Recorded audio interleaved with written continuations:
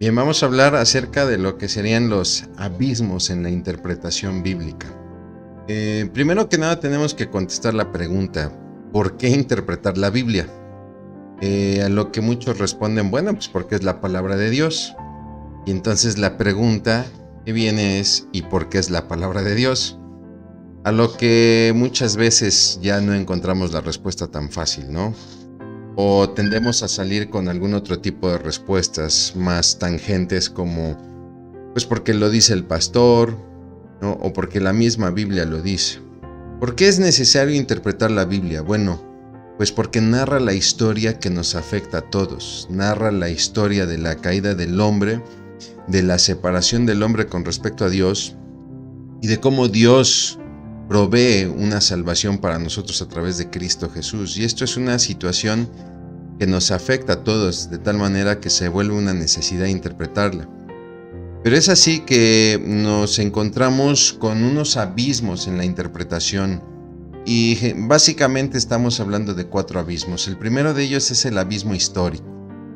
Y esta es la distancia, la diferencia que existe entre el tiempo de los escritores y el tiempo que estamos viviendo nosotros como lectores. No solamente estamos hablando de una diferencia de muchos años, sino que muchas veces los mismos autores también escribieron cosas que ni siquiera ellos vivieron. Y piense usted en Moisés. Moisés es una persona que vivió aproximadamente 1500 años antes de Cristo.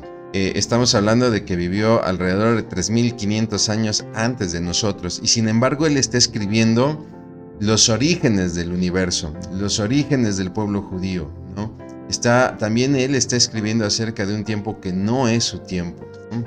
Entonces, cuando nosotros interpretamos la Biblia tenemos que estar conscientes que hay este abismo, que hay esta separación de tiempo. Es así, por ejemplo, que cuando nosotros leemos la historia de Jonás, de repente para nosotros parecía que Jonás es un rebelde, ¿no? Que cae en una antipatía, que no quiere obedecer a Dios. Pero cuando entendemos la situación histórica, donde Jonás está viviendo en una guerra, en un conflicto con Asiria, y que los asirios son un pueblo sanguinario que suele inclusive hasta empalar a sus enemigos, es decir, atravesarlos con estacas, pues obviamente entendemos el por qué es muy difícil para Jonás ir a predicar el arrepentimiento. El otro abismo que tenemos es el abismo cultural. Estamos hablando de que la Biblia está escrita por una cultura hebrea, mientras que nosotros tenemos otro tipo de cultura, una cultura más moderna. Y entonces de repente somos nosotros los lectores con una cosmovisión, una cultura muy diferente a la cultura hebrea y pareciera que nos estamos viendo como peces en el acuario, cada uno en una pecera distinta con la distorsión que conlleva el propio cristal, ¿no? El ejemplo que le propongo es Sara y su esclava. Cuando nosotros leemos en la historia bíblica que Sara decide tomar a su esclava para tener hijos, ¿no? Para que la esclava tenga hijos con Abraham y sean considerados sus propios hijos, para nosotros es absurdo, está fuera de nuestra cultura.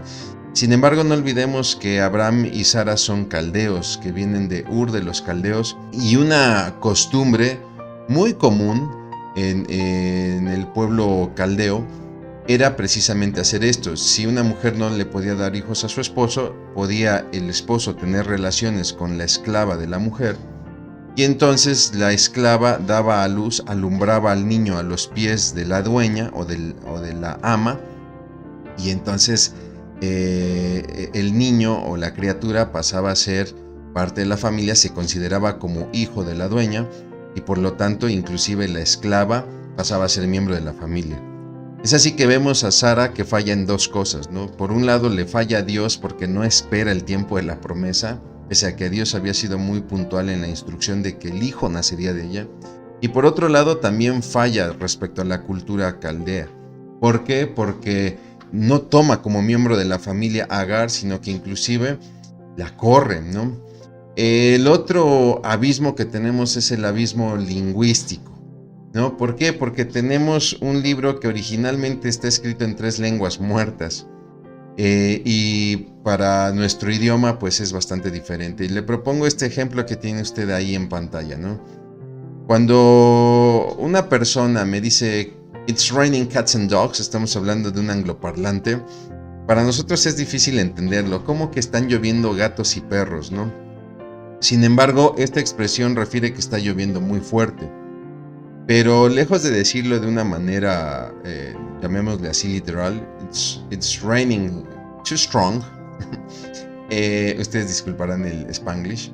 La realidad es que con la expresión it's raining cats and dogs, está hablando de que es una lluvia muy fuerte. El equivalente que nosotros tenemos en el español y en el español mexicano es algo así como está lloviendo a cántaros, está cayendo un aguacerazo, se está cayendo el cielo, ¿no? En la Biblia podemos ver estas diferencias lingüísticas, por ejemplo, en el libro de Eclesiastés, cuando Salomón dice que todo es vanidad, aunque en realidad la palabra que se usa es en el hebreo Hebel. Y Hebel no se traduce porque no es una traducción literal de humo o de niebla. Es una palabra que se emplea para describir el humo o la niebla, ¿no? Es decir, lo que quiere dar a entender el autor es que describe algo que se esfuma. La tesis de Eclesiastés con Salomón es que todo esto que buscamos de los bienes materiales, de lograr ciertas metas, etc., son cosas que a la larga terminan esfumándose y que no nos llenan. El único que nos llena es tener una relación con Dios. He ahí que de repente nos enfrentamos a ciertas traducciones donde las ideas parecieran perderse, como lo hace la traducción Reina Valera al hablar de vanidades, todo es vanidad. Pero es que es la mejor traducción que se encontró al hablar de algo que podríamos traducir como esfumancia de la esfumada, todo se esfuma. Note que es complicado, ¿no? Pero la idea se mantiene, ¿no? El querer yo perseguir riquezas, querer yo perseguir ciertos puestos sociales, políticos, o qué sé yo, termina siendo una vanidad porque no es algo perdurable. El último de los abismos es el abismo filosófico, y esto nos habla de una cosmovisión, de cómo se concibe la vida, el concepto que tenemos de la vida. Y el abismo entre los escritores de la Biblia y nosotros actualmente es muy amplio. Y le pongo el ejemplo de Jesús y la mujer cananea. Cuando leemos esta historia nos dice que esta mujer le pide a Jesús, implora porque su hija está siendo atormentada por un demonio, y Jesús le dice: mujer, no es bueno dar el pan que le corresponde a los hijos, a los perrillos, ¿no? Y eso nos escandaliza con la cosmovisión que tenemos hoy en día de la equidad de género, ¿no? De los derechos humanos, etcétera. ¿Cómo este hombre, ¿no?, se atreve a hablarle así a esta mujer, ¿no? Sin embargo, la cosmovisión de ellos es diferente. La mujer entendía que la salvación era para el pueblo judío, siendo ella extranjera. Ella lo entiende muy bien, ella no se ofende, ella no se va ofendida. Inclusive llega a una reflexión con el Señor Jesucristo: sí, Señor, yo entiendo que la salvación, que este pan está destinado a los hijos, al pueblo. Sin embargo, aun cuando los hijos comen, las migajas que llegan a tirar, las comen los perrillos, teniendo fe en que esta bendición puede llegar a ella.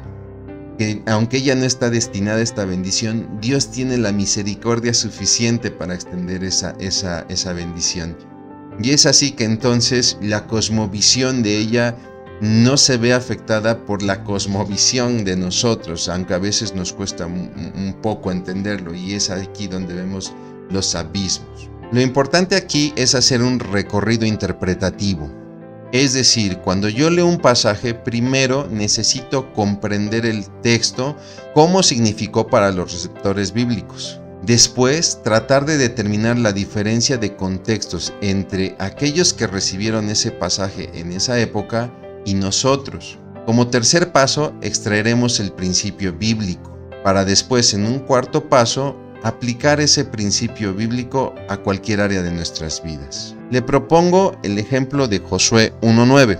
Mira que te mando que te esfuerces y seas valiente, no temas ni desmayes, porque Jehová tu Dios estará contigo en donde quiera que vayas. ¿Qué significó ese pasaje para Josué en particular? Bueno, él tenía que meter al pueblo a la tierra prometida, y no era una tarea fácil. En el segundo paso tenemos que determinar la diferencia de contextos. Es decir, nosotros No tenemos encargado el meter un pueblo a una tierra prometida. Sin embargo, en el tercer paso, nosotros podemos extraer un principio bíblico, el cual consiste en confiar en Dios, en su respaldo, en su presencia. El cuarto paso entonces es, ¿cómo puedo yo confiar en Dios, por ejemplo, en decisiones en mi trabajo, en la escuela, con mi familia, en mi salud, con mi persona, etcétera? Es así que siguiendo este camino interpretativo, podemos reducir un poco todos estos abismos y poder así de esta manera desarrollar una interpretación más centrada y más correcta de la Biblia. Gracias.